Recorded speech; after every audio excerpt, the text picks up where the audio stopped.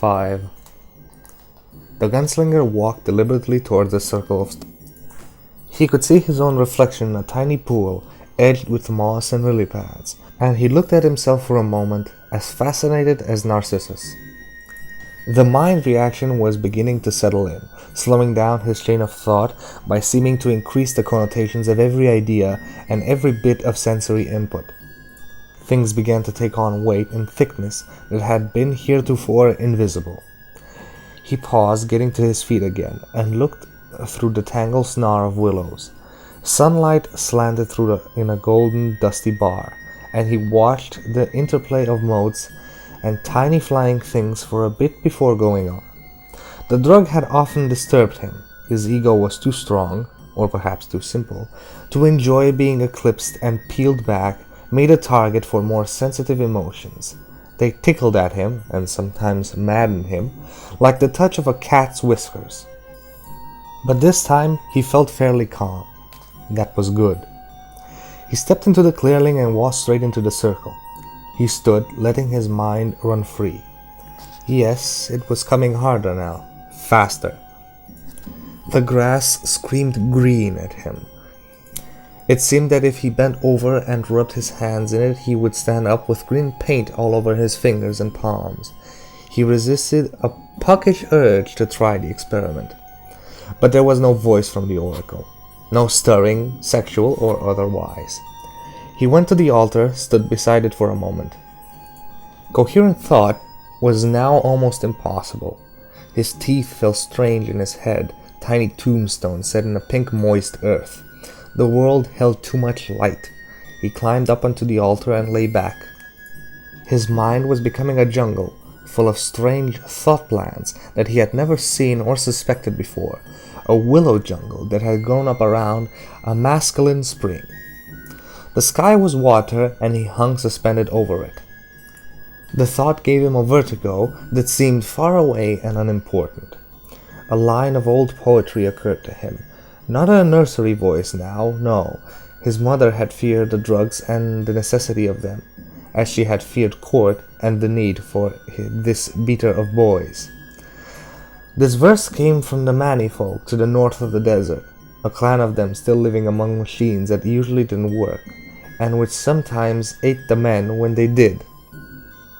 The lines played again and again, reminding him, in an unconnected way that was typical of the masculine rush, of snow falling in a globe he had owned as a child, mystic and half fantastical.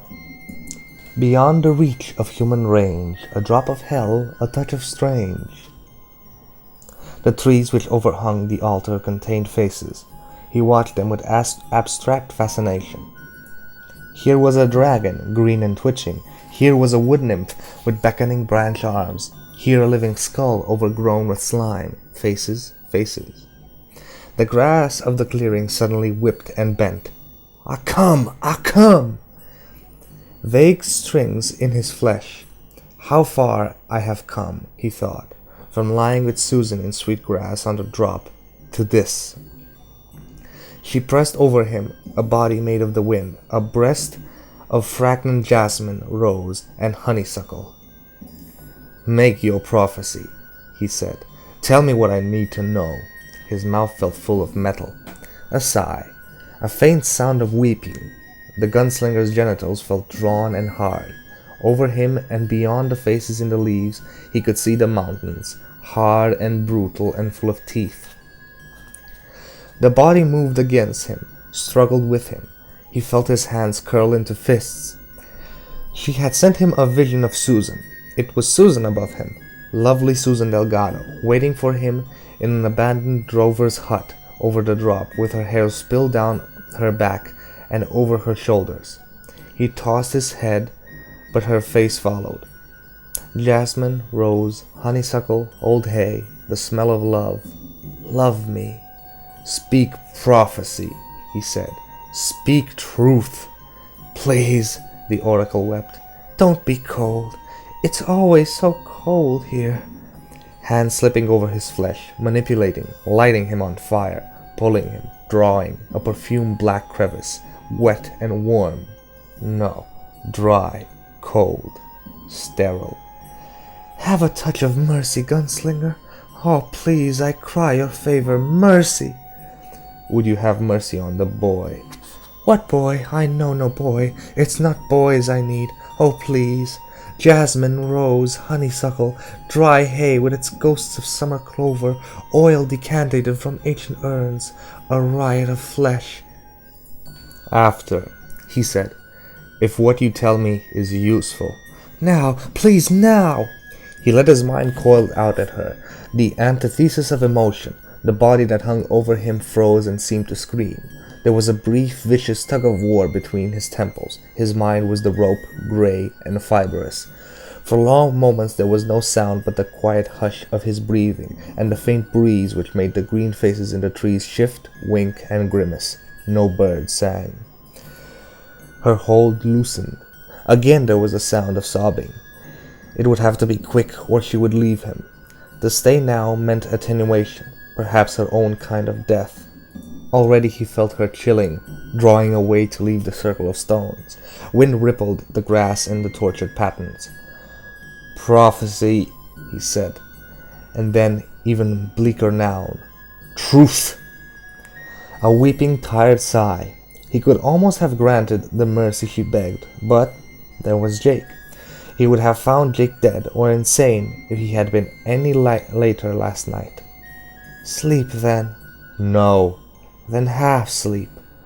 What she asked was dangerous, but also probably necessary. The gunslinger turned his eyes up to the faces in the leaves. Play was being enchanted there for his amusement. Worlds rose and fell before him. Empires were built across shining sands, where forever machines toiled in abstract electronic frenzies. Empires declined, fell, rose again. Wheels that had spun like silent liquid moved more slowly, began to squeak, began to scream, stopped. Sand choked the stainless steel gutters of concentric streets below the dark skies full of stars like beads of cold jewels, and through it all a dying wind of change blew, bringing with it the cinnamon smell of late October. The gunslinger watched as the world moved on, and he half slept. There! This is the number you fate. 3. Yes, 3 is mystic. 3 stands of the heart for your quest. Another number comes later. Now the number's 3. Which 3? We see in part, and thus the mirror of prophecy darkened. Tell me what you can. First is young, dark hair. He stands on the brink of robbery and murder. A demon has infested him. The name of that demon is Heroin. Which demon is that? I know it not, even from my tutor's lessons. We see in part, and thus in the mirror of prophecy is darkened. There are other worlds, Gunslinger, and other demons. These waters are deep. Watch for the doorways. Watch for the roses and the unfound doorway. The second, she comes on wheels, I see no more. The third, death, but not for you. The man in black, where is he? Near, you will speak with him soon. Of what will I speak? The tower. The boy? Jake? Tell me of the boy. The boy is your gate to the man in black. The man in black is your gate to the 3. The 3 are your way to the dark tower. How can that be? Why must it be? We see in part, and thus the mirror... God damn you. No, God damned me. Don't patronize me, thing. What shall I call you then? Star slut? Whore of the winds? Some live on the love that comes to the ancient places, even in these sad and evil times. Some, Gunslinger, live on blood. Even, I understand, on the blood of young boys. May he not be spared. Yes. How? Cease, Gunslinger. Strike your camp and turn back northwest. In the northwest, there is still a need for men who live by the bullet. I am a man sworn by my father's guns, and by the treachery of Martin. Martin is no more. The man in black has eaten his soul. This you know. I am sworn. Then you are damned. Have your way with me, bitch. 6. Eagerness. The shadow swung over him, enfolded him. There was sudden ecstasy broken only by a galaxy of pain, as faint and bright as ancient stars gone red with collapse. Faces came to him, unbidden at the climax of their coupling. Sylvia Pittston, Alice, the woman from Tull, Susan, a dozen others. And finally, after an eternity, he pushed her away from him, once again in his right mind, bone-weary and disgusted. "No, it's not enough! Let me be," the gunslinger said. He sat up and almost fell off the altar before regaining his feet. She touched him tentatively. "Honeysuckle, jasmine, sweet attar," and he pushed her violently, falling to his knees. He made his drunken way to the perimeter of the circle. He staggered through, feeling a huge weight fall from his shoulders. He drew a shuddering, weeping breath. Had he learned enough to justify this feeling of defilement? He didn't know. In time, he supposed he would. As he started away, he could feel her standing at the bars of her prison, watching him go from her. He wondered how long it might be before someone else crossed the desert and found her, hungry and alone. For a moment, he felt dwarfed by the possibilities of time. 7. "You're sick!" Jake stood up fast when the gunslinger shambled back through the last trees and came into the camp. He'd been huddled by the ruins of the tiny fire, the jawbone across his knees, gnawing disconsolately at the bones of the rabbit. Now he ran towards the gunslinger with a look of distress that made Roland feel the full, ugly weight of the coming betrayal. "No," he said, "not sick. Just tired. Whipped." He gestured absently at the jawbone. "You can let go of that, Jake." The boy threw it down quickly and violently, rubbing his hands across his shirt after doing it. His upper lip rose and fell in a snarl that was, the gunslinger believed, perfectly unconscious. The gunslinger sat down, almost fell down, feeling the aching joints and the pummeled, thick mind that was the unlovingly afterglow of mescaline. His crotch also pulsed with a dull ache. He rolled a cigarette with careful, unthinking slowness. Jake watched. The gunslinger had a sudden impulse to speak to the boy, donned in, after telling him all he had learned, then thrust the idea away with horror.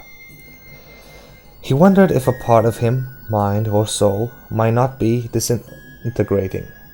To open one's mind and heart to the command of a child? The idea was insane. "We sleep here tonight. Tomorrow we start climbing. I'll go out a little later and see if I can shoot something up for supper. We need to make strength.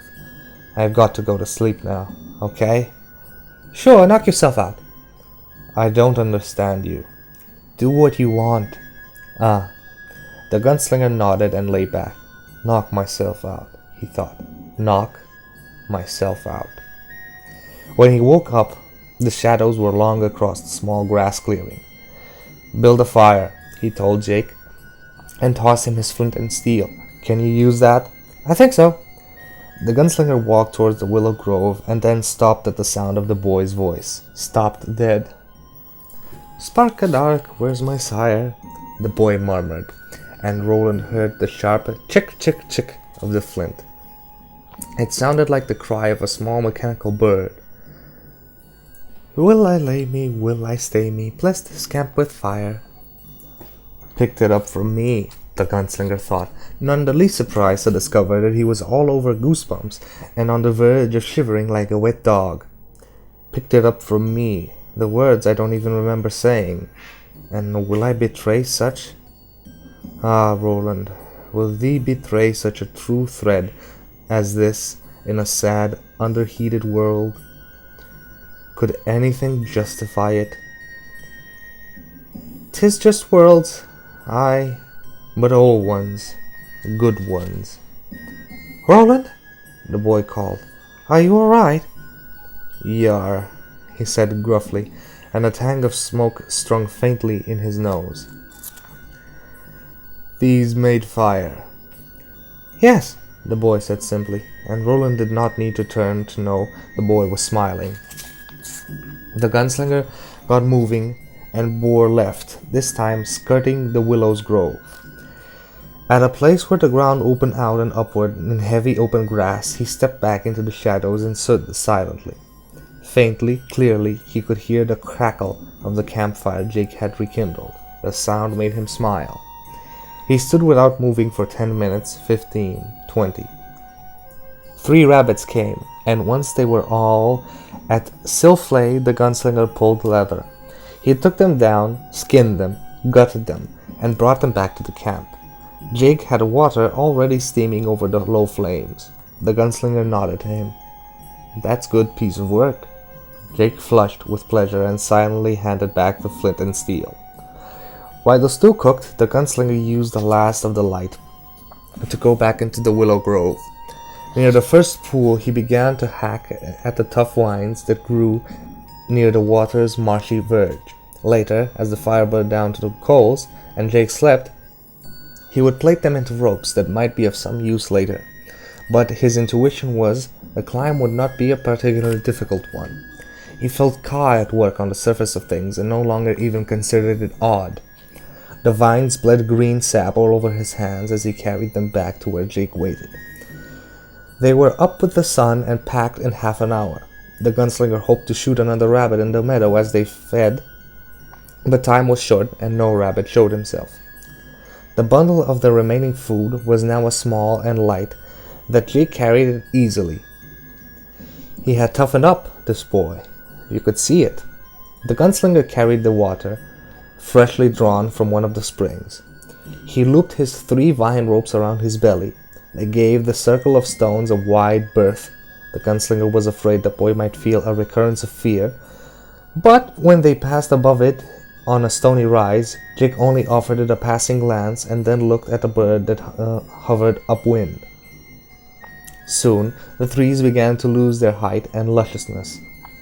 Trunks were twisted and roots seemed to struggle with the earth in a tortured hunt for moisture. "It's all so old," the Jake said gloomily when he paused for a rest. "Isn't there anything young in this world?" The gunslinger smiled and gave Jake an elbow. "You are," he said. Jake responded with a wan smile. "Will it be a hard climb?" The gunslinger looked at him curious. "The mountains are high. Don't you think it will be a hard climb?" Jake looked back at him, his eyes clouded, puzzled. "No." They went on. Thank you everybody for standing with us for another sit-down reading of The Gunslinger.